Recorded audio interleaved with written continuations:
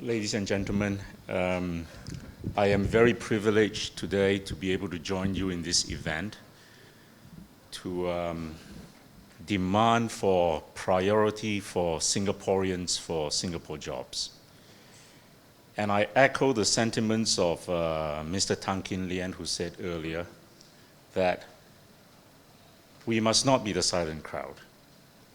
We are all here today because we recognize that there is a problem in our economy, that Singaporeans are not given priority in jobs, and that has caused great hardship.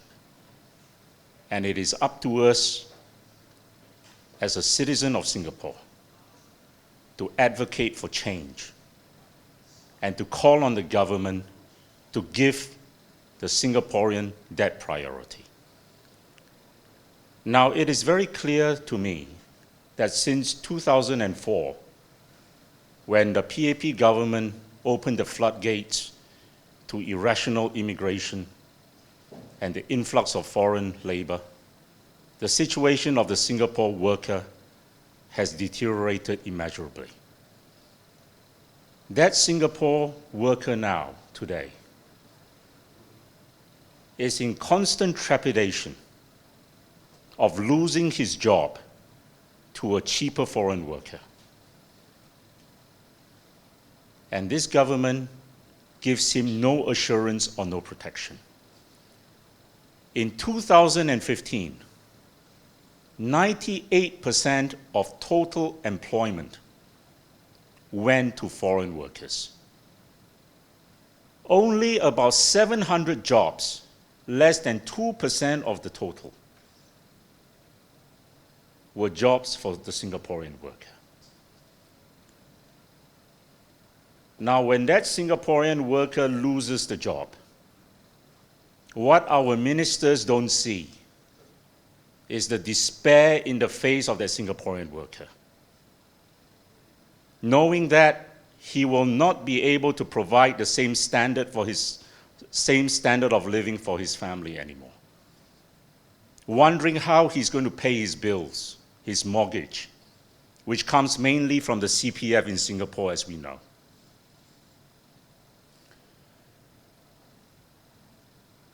We are the only advanced country in the world where there is no government protection at all for that Singaporean worker.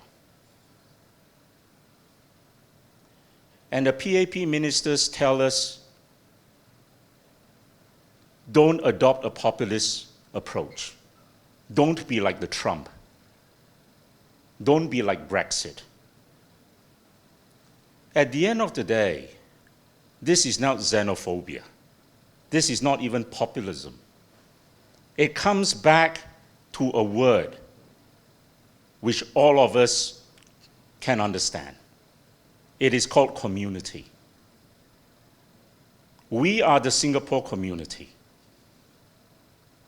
In the 80s, the PAP government went on this nation-building program. They crafted beautiful songs, One Singapore, which were played at National Day parades. Every Singapore man, 18 and above, has to bear arms for his country. And this past week, the Court of Appeal in Singapore handed down the judgment, where it sent 3 defaulters of NS to prison. And the judges said, you have to be proud and loyal to your country. Now, can that Singapore worker not demand a certain loyalty from his government? I remember in the 80s and 90s, the PAP and Lee Kuan Yew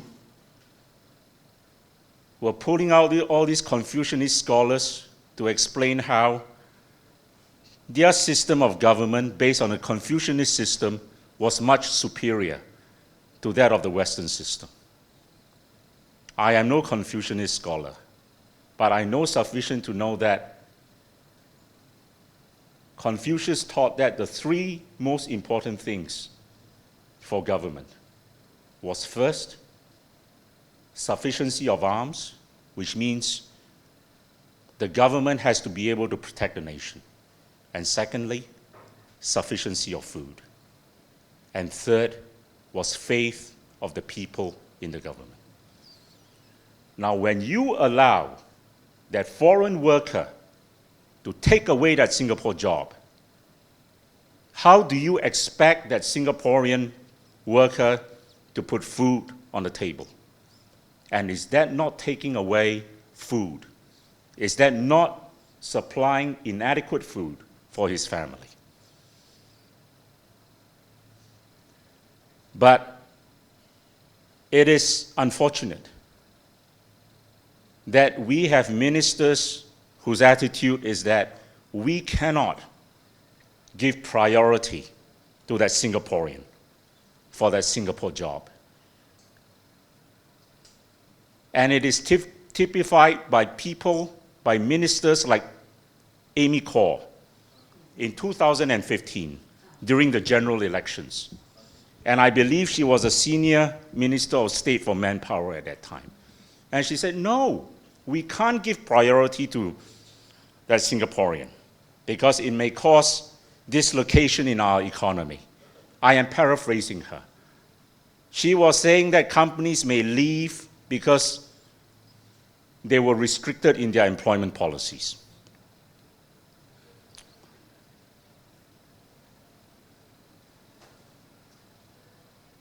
That Singaporean worker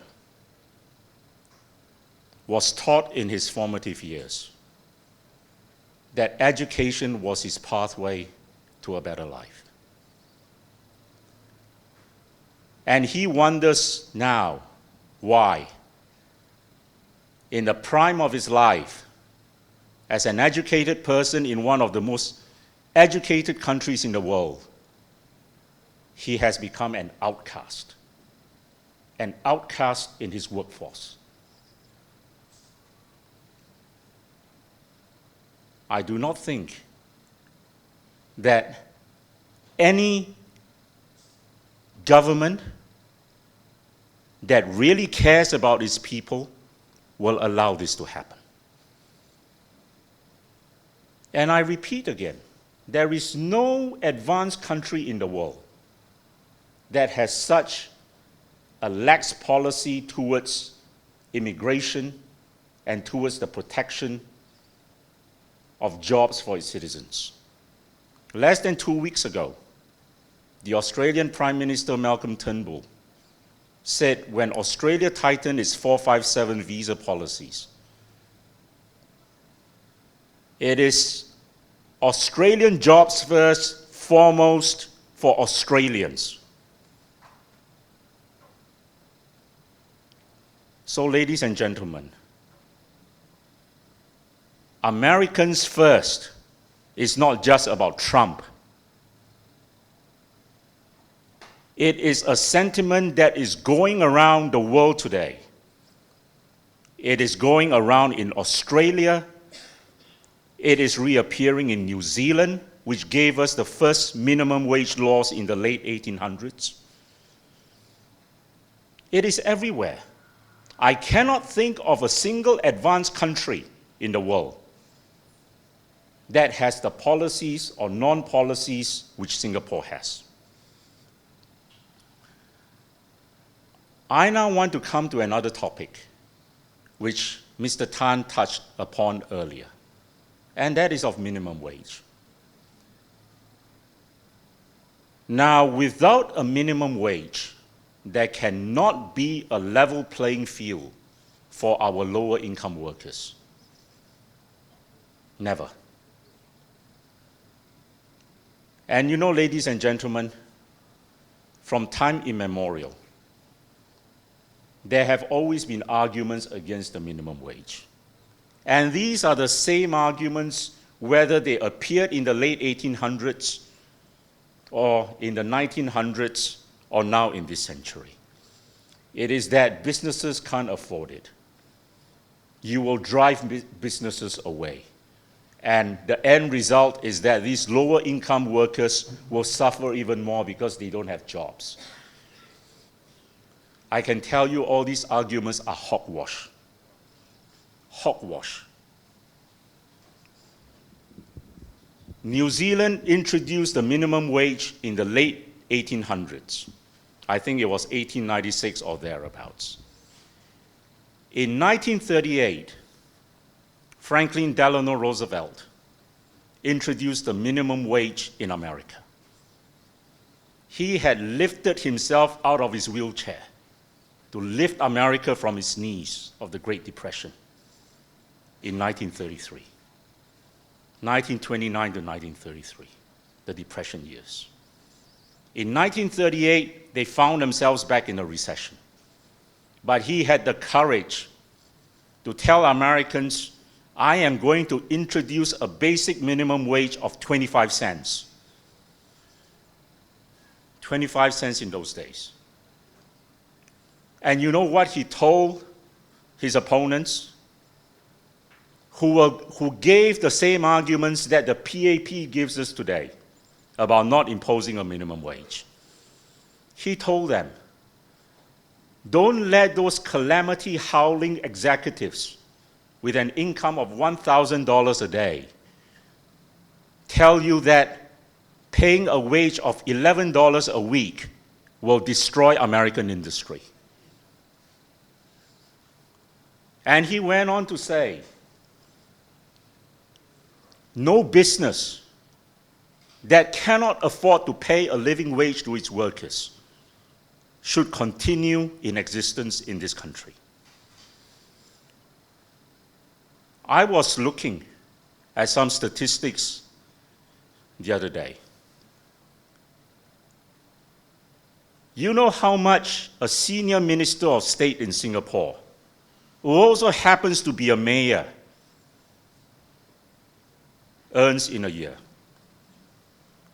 Let me give you the figures. $770,000 a year as a minister of state. $660,000 a year as a mayor.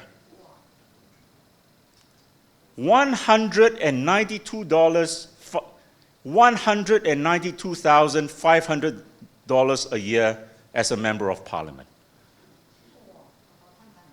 Makes a grand total of $1,622,500, which averages out to $135,208.33. I can be that precise. And that even without bonuses and perks. So I'm telling Singaporeans, you don't allow those ministers who earn at least $3,000 to $4,000 a day tell you that they cannot afford to pay Singaporeans at least $1,200, $1,300, or even $1,500 a day, a month. Today, 15% of our population have a household income of $1,000 or less, below the poverty line. So we want to be a first world nation. But we accommodate this poverty. And the PAP government will not allow a minimum wage. It comes with all other ideas. It has workfare, Comcare, job fairs. It has all the fares in the world except to give that Singaporean worker a fair wage and a fair job. So that Singaporean low-income worker is forever tied to the apron strings of the government. He has no dignity. He cannot make it on his own. What we should be doing is to advocate for a minimum wage so that everyone has a living wage. So that people have more money to go into shops to buy things which will lift our economy. Not have them dependent. So in conclusion, I say, just like Franklin Roosevelt did 70, 80 years ago when he gave America the New Deal. Today, we need a New Deal for our workers. Give our workers priority for Singapore jobs and give every Singaporean that minimum wage. Thank you very much. Thank you.